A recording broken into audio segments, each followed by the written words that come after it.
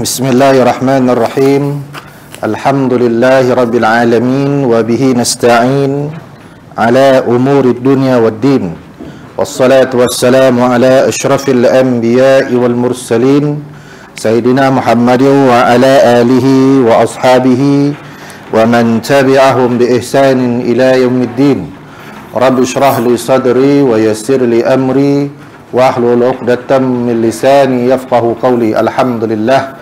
Al-Fadil, Tuan Imam, Tuan Bilal, pengurusi ahli jawatan kuasa, tuan-tuan, puan-puan, hadirin hadirat yang dirahmati Allah. Alhamdulillah terdapat bertemu lagi dalam kuliah kita pada malam ini, tuan-tuan. InsyaAllah kita sambung yang terdahulu kita dah melihat tentang masalah khatam Al-Quran. Jadi hari ini persoalan yang ke-84 menyebut Sadaqallahul Azim. Ya, apakah hukum menyebut Sadaqallahul Azim selepas membaca Al-Quran? Ya, biasa dengar kan, tuan-tuan, ini pun dipertikaikan. Ya, ini pun dipertikaikan oleh orang yang menganggap bahawa perbuatan ini adalah perkara bid'ah. Hukumnya apa? Sunnat. Ya, hukumnya sunnat kerana dikira baik dan disuruh oleh agama. Firman Allah Subhanahu wa taala, waf'alul khaira la'allakum tuflihun, dan lakukanlah kebajikan mudah-mudahan kamu berjaya. Surah Al-Hajj ayat 77. Ucapan sadaqallah ini jika diperhatikan bukan saja bagus dibaca, malah disuruh oleh Allah Subhanahu wa taala dalam ayat surah Ali Imran ayat yang ke-95. Qul sadaqallah, katakanlah ya Muhammad, telah benarlah firman Allah itu. Maknanya Allah Subhanahu wa taala menyuruh Nabi, ya, katakanlah, maha benarlah Allah Subhanahu wa taala.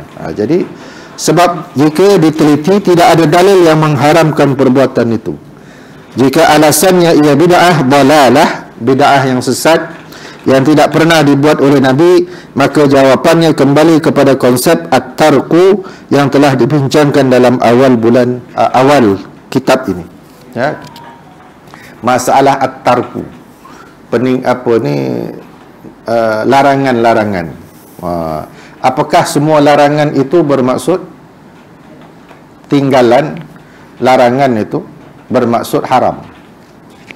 Apakah semua suruhan itu bermaksud wajib? Yang tu kita kena belajar usul fiqh. Kita kena belajar usul fiqh. Macam mana kita nak tahu perkataan itu membawa maksud wajib? Kalau dalam konsep, dalam kaedah usul fiqh, al-amru yufidul wujub, perintah itu membawa maksud wajib. Ada juga perintah yang membawa maksud sunat. Jadi macam mana nak tahu? Kena belajar usul fiqh. Kita tak belajar usul fiqh, tuan-tuan, kita dapat satu ayat, satu hadis, kita pakai. Jadi ini satu kesilapan, dan kita bukan orang yang layak untuk mengeluarkan ijtihad atau fatwa. Jadi kita ikut ajalah apa yang telah yang baik. Apa yang baik, semua amalan-amalan yang kita sebut bincang ni, tuan-tuan, khatam Al-Quran dan sebagainya, ya, semua amalan yang baik-baik, tak ada satu pun yang buruk, yang jahat. Konsep kita yang paling asas, tuan-tuan, sesuatu perkara itu boleh atau tak boleh, dia berdasarkan kepada dalil. Itu konsep para ulama. Ada dalil, tak ada dalil. Bukan konsep boleh tak boleh berdasarkan apa yang tidak dilakukan dan dibuat oleh Nabi. Bukan.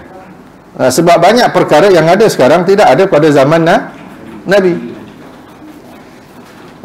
Tuan-tuan, yang paling besar sekali, penulisan Al-Quran tak ada pada zaman Nabi. Pada zaman Nabi Al-Quran semua dihafaz. Ada pun hanya ditulis di pelepah-pelepah tamar, batu, kayu, kulit-kulit binatang.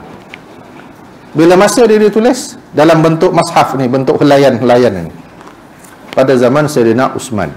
Habis? bid'ah. Sebab Nabi tak buat.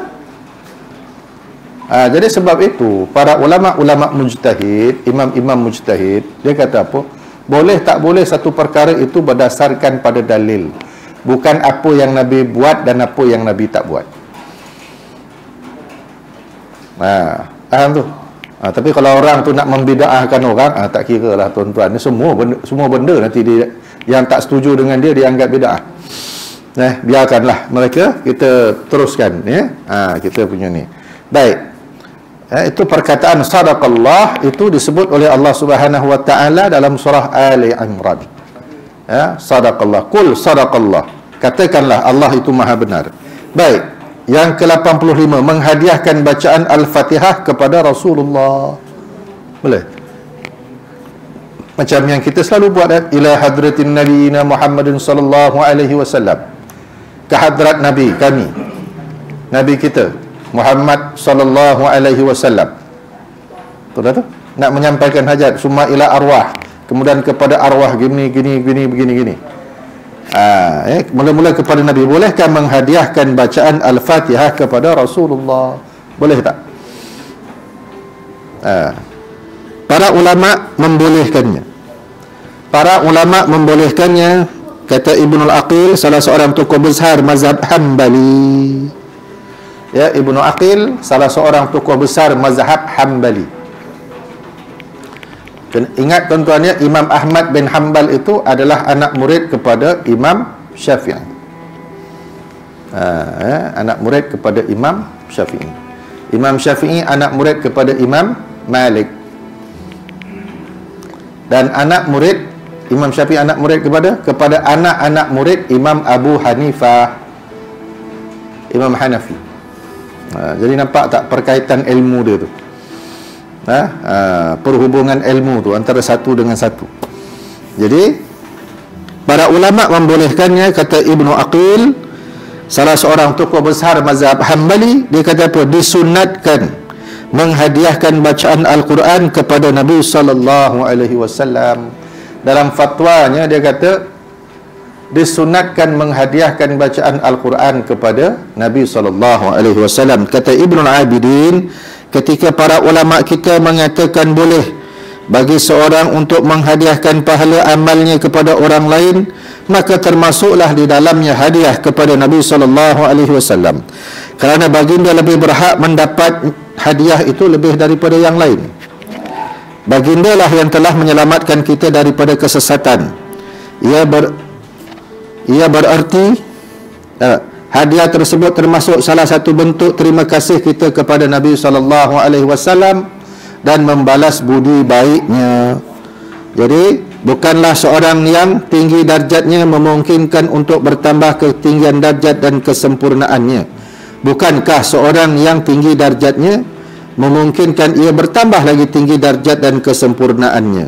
Dalil sebahagian orang yang melarang perbuatan ini adalah tahsilul hasil, percuma saja, kerana semua amal umatnya secara otomatik termasuk dalam buku catatan amal Nabi SAW. Jawapannya adalah bahawa ini bukanlah masalah. Bukankah Allah memberitahu dalam Al-Quran bahawa dia berselawat kepada Nabi SAW, kemudian dia memerintahkan kita berselawat kepada Nabi dengan menyatakan Allahumma salli ala Muhammad, Allah memberikan rahmat kemuliaan kepada Nabi Muhammad sallallahu alaihi wasallam. Nampak tuan-tuan? Apa kata Ibnul Abidin ini?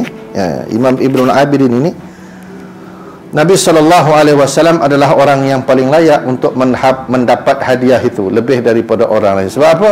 Sebab kalau tak kerana Nabi, kita masih sesat. Semua amalnya, kata Ibnul Abidin, semua amal umat ini dapat kepada Nabi. Sebab apa? Sebab Nabi yang tunjukkan jalan untuk kita beribadat.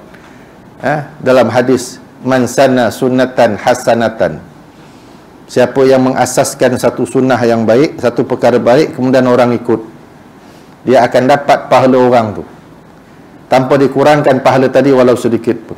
Kita tunjukkan orang, macam Nabi tunjukkan kepada umat yang jalan yang betul.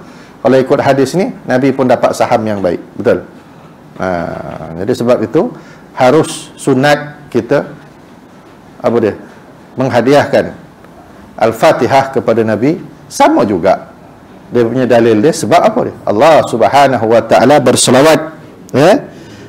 Allah Subhanahu wa taala berselawat kepada Nabi, kemudian menyuruh kita berselawat kepada Nabi. Selawat itu apa? Doa. Dan Allah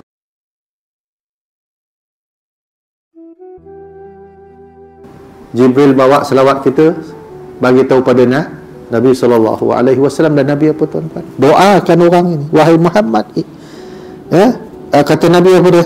Maka aku menjawab, dan atasnya salam dan rahmat serta keberkatan daripada Allah. Masya Allah. Walaupun Nabi dah tak ada, kita duduk di tak tahu dah 1400 tahun, tapi kita berhubung dengan Nabi melalui apa? Selawat. Masya Allah. Pulan bin pulan. Maksudnya apa tuan-tuan? Kalau dah selalu malaikat Jibril, daripada pulan bin pulan, daripada pulan orang ni kan, daripada pulan bin pulan. Mana lama-lama apa tuan-tuan? Kita selawat berapa banyak satu hari kan? Nabi kenal, tahu, oh ni pulan bin pulan, selalu dia selawat. Masya Allah tuan-tuan. Itulah tuan-tuan kelebihan selawat kepada Nabi. Lebih ya hebat tuan-tuan, walaupun Nabi dah tak ada. Siapa bawa? Jibril bawa selawat itu pada Nabi, penghulu kepada sekalian malaikat. Insya-Allah. Kan? Nampak tuan-tuan ya. Jadi sekarang ni, mula daripada sekarang tuan-tuan, kita perbanyakkanlah selawat kepada Nabi sallallahu alaihi wasallam. Mudah-mudahan kita mendapat, kemudian Nabi doakan. Orang yang selawat itu Nabi doakan. Allahu akbar tuan-tuan. Nah, inilah caranya kita untuk mendapat rahmat Allah daripada doa Nabi dengan berselawat. Insya-Allah. Apa lagi kelebihan selawat? Menghapus dosa. Riwayat hadis Imam Ahmad dalam musnadnya, berselawatlah kamu, kata Nabi sallallahu alaihi wasallam.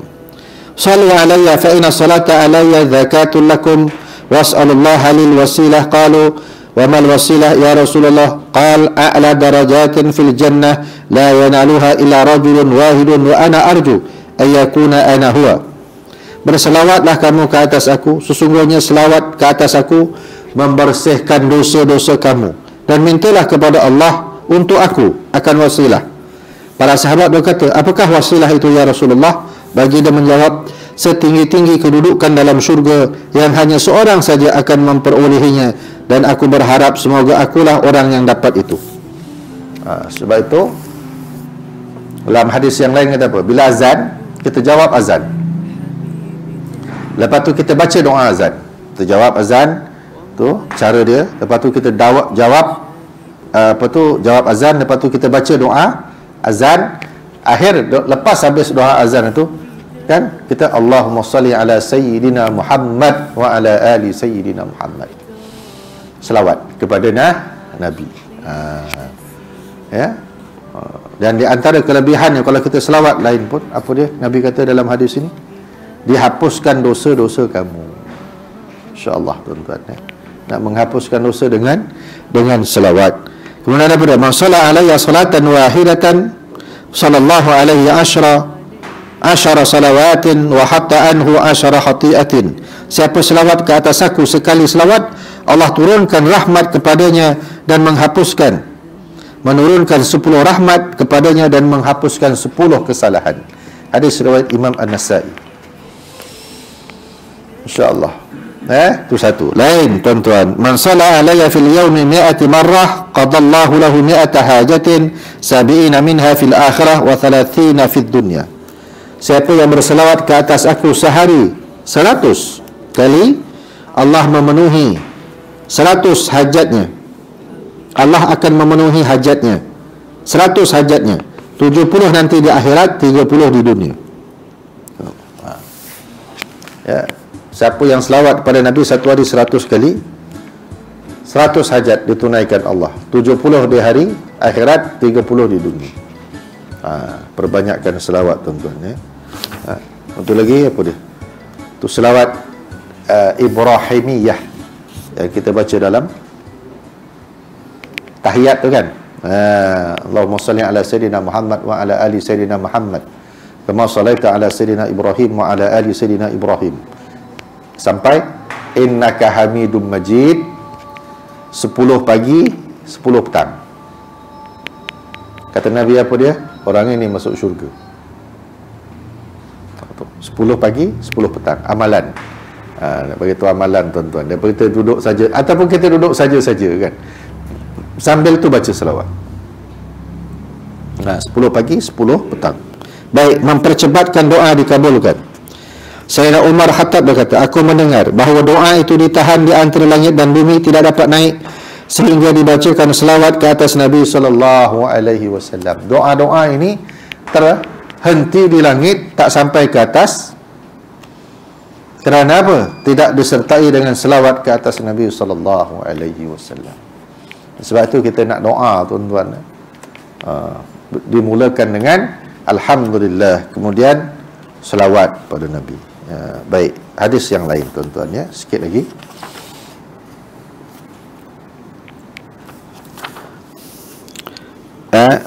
Daripada Ibnu Mundah, daripada Jabir, dia berkata, Rasulullah sallallahu alaihi wasallam bersabda, siapa membaca selawat kepada aku 100 kali, maka Allah mengkabulkannya 100 hajat. 70 hajatnya di akhirat, 30 di dunia, hingga sampai. Dan hadis Rasulullah menyatakan, perbanyakkan selawat aku, kerana ia dapat menyelesaikan masalah dan menghilangkan kesedihan. Tuan ya, yang tadi itu sama macam atas 100 kali. Lepas tu selawatnya apa dia? Menyelesaikan masalah dan menghapuskan kesedihan. Sebab tu kita disuruh banyak selawat tuan-tuan. Jangan apa dia, kita banyak masalah, hari-hari kita banyak masalah. Siapa nak selesaikan masalah kita tuan-tuan? Allah Subhanahu wa taala. Ya, kadang-kadang kita usaha sikit, masalah selesai banyak. Berkat apa? Allah Taala tolong kita. Kan? Kadang-kadang kita ada masalah kecil sikit pun tak boleh selesai. Sebab itu serahkan semua urusan kepada Allah Subhanahu wa taala. Wa ufawwidu amri ila Allah, innallaha basirun bil ibad. Quran sebut. Aku serahkan urusan aku kepada Allah. Serahkan urusan aku ni kepada Allah. Wa ufawwidu amri ila Allah. Innallaha basirun bil ibad. Allah Taala memerhatikan akan hamba-hamba. Itu termasuk dalam bab tawakal. Tawakal ni apa tuan-tuan? Antaranya doa, antaranya syukur. Itu tawakal. Kalau kita ni syukur sikit, komplain banyak tuan-tuan kan. Tu hidup gitu tuan-tuan, hujan komplain, panas komplain kan. Apa yang tak komplain tuan-tuan? Tak tahu manusia ni. Dan Rasulullah mendengar bacaan selawat dan salam di alam barzah, dan bagi dia menjawab mengikut selawat dan salam. Rasulullah bersabda, hidupku dan matiku lebih baik dari kamu. Kamu berbicara dan dibicarakan, amalan kamu disampaikan kepada aku. Jika aku mengetahui amalan itu baik, aku puji Allah. Tapi kalau buruk, aku minta keampunan kepada Allah. InsyaAllah. Rasulullah mengetahui amalan. Jadi sebab itu tuan-tuan perbanyakkan selawat. Perbanyakkan selawat. Imam Ibn Hajar Al-Haytami menyatakan bahawa hadis ini sahih. Hal ini jelas bahawa Rasulullah meminta ampun untuk umatnya di alam barzah. Istighfar adalah doa, dan doa Rasulullah untuk umatnya pasti bermanfaat. Tengok tuan-tuan, di alam barzah, kata Imam Ibn Hajar Al-Haytami,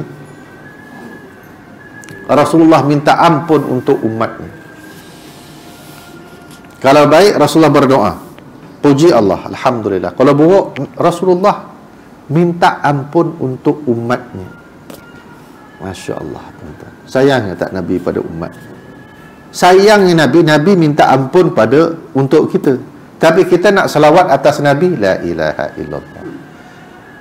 Kan? Tak menjadi amalan untuk berselawat.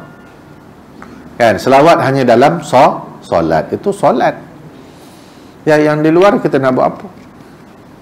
Kan tuan-tuan, nyanyi boleh, karaoke boleh, dangdut boleh, apa lagi tuan-tuan? Semua boleh. Kan? Kilauan emas, Allahu Akbar. Dah tua-tua pun nak kilauan emas. Selawatlah tuan-tuan. Kan? Saya nak habiskan ni tuan-tuan ni. Dan sabda Rasulullah sallallahu alaihi wasallam, Tidak ada seorang pun yang memberi salam kepada aku kecuali Allah akan menyampaikan ruh kepada aku hingga aku boleh menjawab salam itu. Hadis riwayat Imam Abu Dawud daripada Abu Hurairah. Kalau kita bagi salam kepada Nabi, Assalamualaikum ya Rasulullah, Rasulullah jawab salam kita.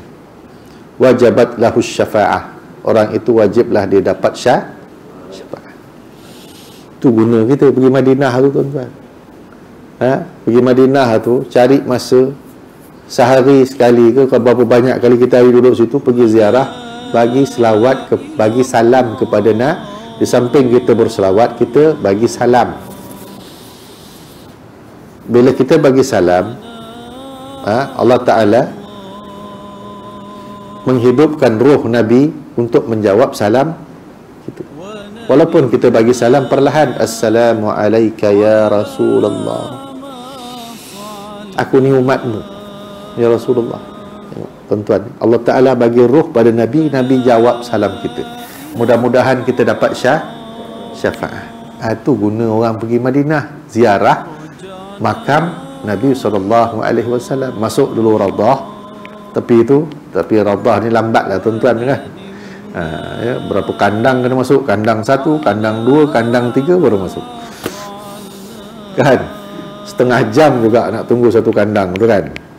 Jadinya apa dia, kalau dapat Radah, tak dapat, kita ziarah makam Nabi.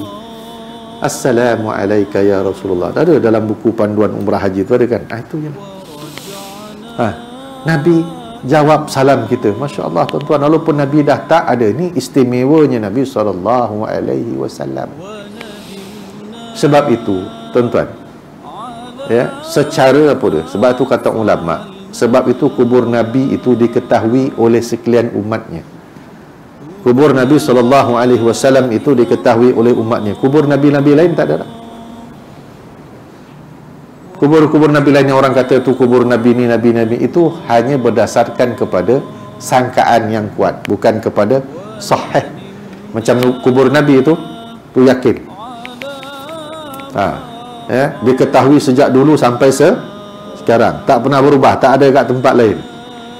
Tapi kadang-kadang kita tengok kubur Nabi ni ada kat sana, ada kat sana, ada kat sana, tuan-tuan kan. Macam kubur Nabi yang panjang tu apa? Hawa, dekat Jeddah, kan? Orang kata kubur Siti Hawa, panjang kuburnya. Itu berdasarkan kepada sangkaan-sangkaan, bukan yakin. Macam kubur Nabi. Itu hebatnya umat Muhammad, dia tahu kubur Nabinya kat mana.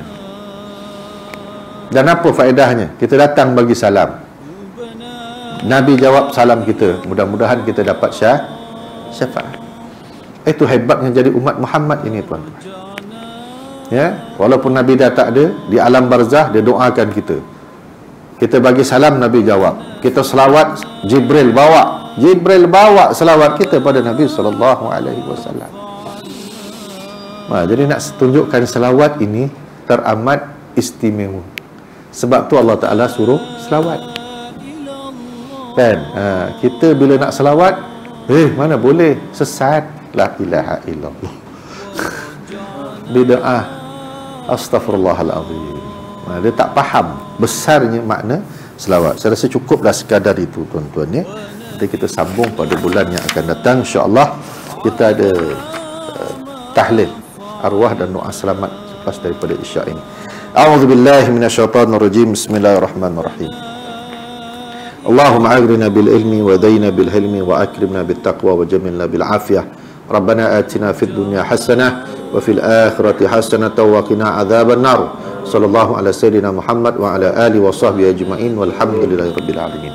Amin wallahu ta'ala a'lam. Assalamualaikum warahmatullahi wabarakatuh.